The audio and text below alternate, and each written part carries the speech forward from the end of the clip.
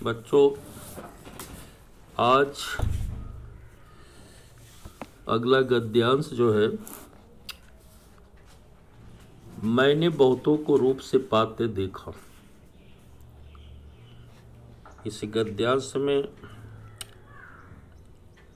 Mother Teresa की आत्मत्याग की भावना का परिचय दिया गया।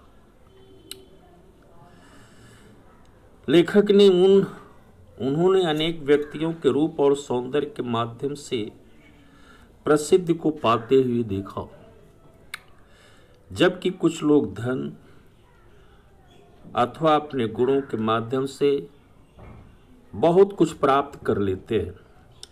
किंतु आज उन्होंने एक अद्भुत स्थिति देखी है।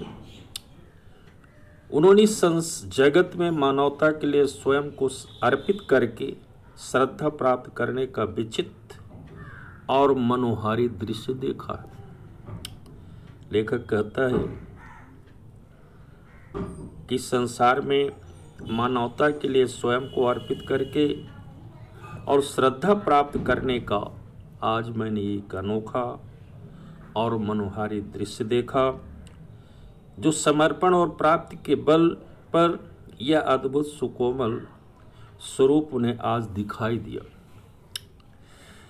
जब मदर टेरेसा ने अधिक दुखी व्यक्ति के लिए प्रार्थना करने की बात कही, तो उस समय लेखक ने सोचा कि एक और वह पीड़ित रोगी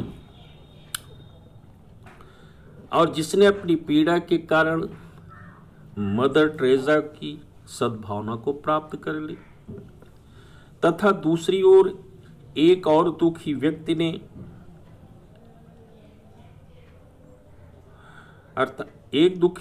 ने उनकी जो सद्भावना और उनके प्यार को अपनी पीड़ा के कारण प्राप्त किया।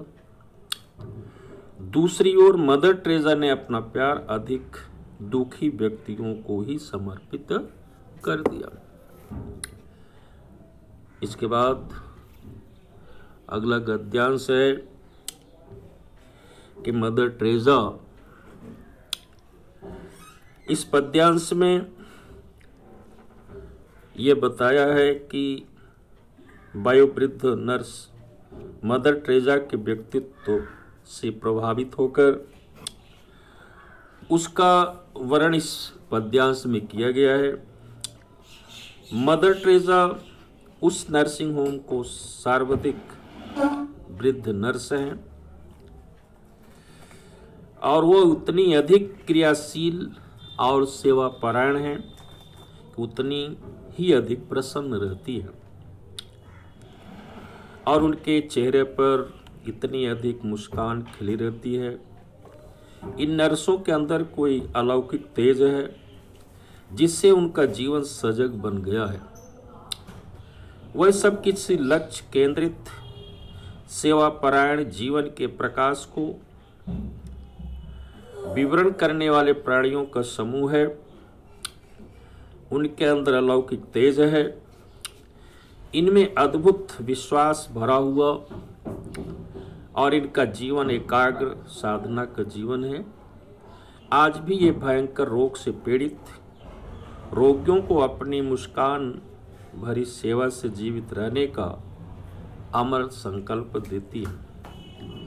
यद्यपि यहाँ पर रहने वाले नर्सों के देश की अलग अलग भाषाएं भिन्न भिन्न हैं, लेकिन उनके मन में जलने वाली प्यार और सेवा की जो ज्योति है वह अद्भुत और सर्वोत्तम है। इसके बाद अगला गद्यांश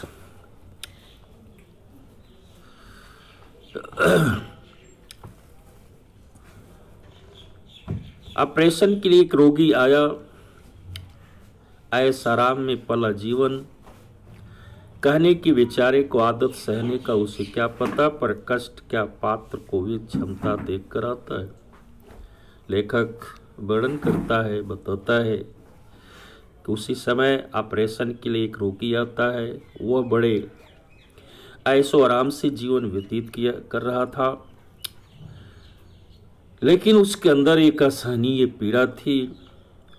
लेकिन वह पीड़ा लेखक कहना चाहता है किसी पात्र या की क्षमता को देखकर नहीं आता। वह रोगी बोला कि मदर मर जाऊंगा, उसके विह्वल होकर कहा तो वातावरण चीत्कार से, उसकी व्याकुलता से भर गया। पर बूढ़ी मदर की हंसी के दीपक ने झपकी तक नहीं खाई। बोली कुछ नहीं, आज है एवरीथिंग, कल समथिंग और बस तब नथिंग।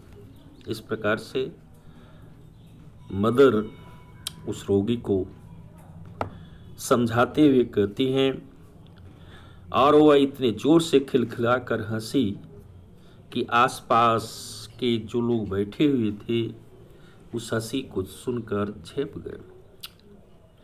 एक रोगी उन्होंने देखा, चिंता के गर्त से उठी उभरती रोगड़ी थी, रोग से पीड़ित थी, और जोर से चुटकियां बजाकर वह किलकी, जीती जीती हूँ, जी उती, यह है उनका जी उठी। अर्थात उनकी खिलाकर हंसने की जो आवाज़ थी, उस रोगी ने जब सुना तो उसके मन में आशा का संचार, जीने की आशा का संचार उत्पन्न हो गया। यह अनुभव कितना चमत्कारी है कि जो जितनी अधिक बूढ़ी है उतनी ही अधिक उत्फुल्ल मुस्कानमयी है। यह किस दीपक की ज्योत है, जागरूक जीवन की, लक्ष्य जीवन की। अर्थात यह दीपक किस ज्योति की है? लेखक बताना चाहता है कि जागरूक, लक्ष्यदर्शी और सेवारत जीवन की। अपने विश्वासों के साथ एकाग्र होकर के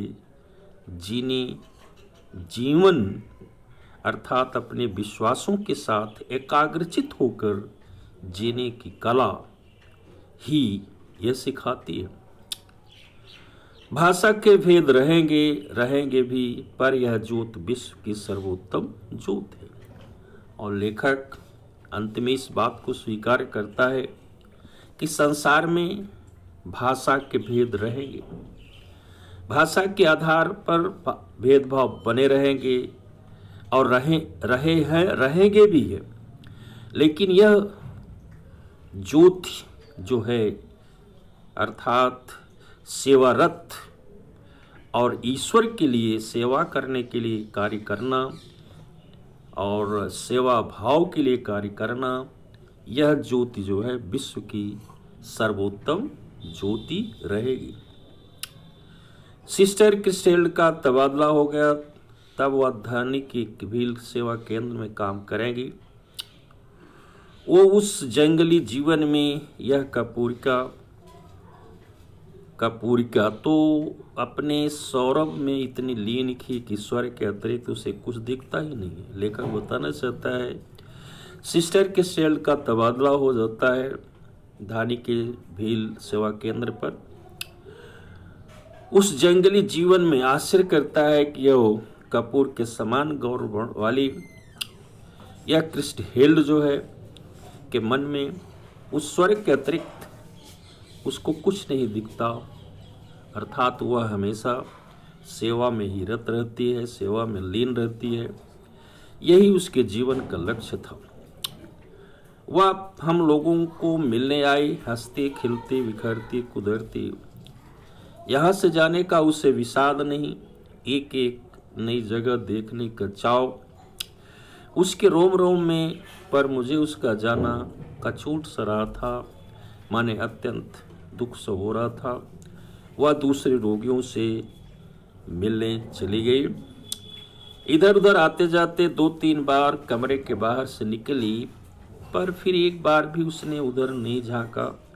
और मैंने अपने से कहा कि कोई लाख उलझे उसे किसी से नहीं उलझना है। लेखक बताना चाहता है किस प्रकार से लेखक यह बताना चाहा को उससे कोई लाख उलझे, अर्थात उसके गुणों से, उसके कार्य से, कर्म से लोग भले ही प्रभावित हों, आकर्षित हों, लेकिन वह किसी से उलझना नहीं चाहते थे।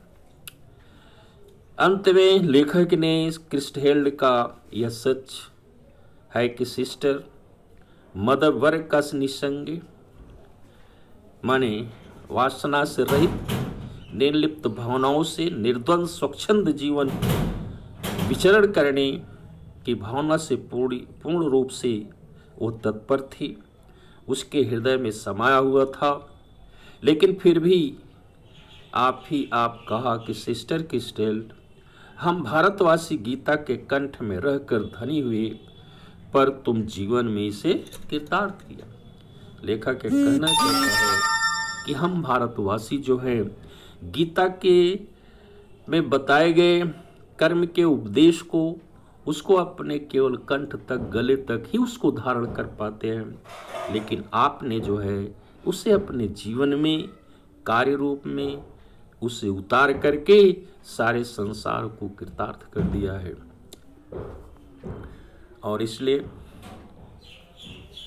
इसी पर आज ये पाठ समाप्त होता है। और अगले दिन जो है अगला जो पाठ है गद्य खंड का डॉक्टर हजारी प्रसाद द्विवेदी का है, और कल जो है इसके विषय में चर्चा की जाएगी, अर्थात उसके विषय में आप सबको पढ़ाया जाएगा। इसी के साथ आज मैं अपनी बात को समाप्त करता हूँ।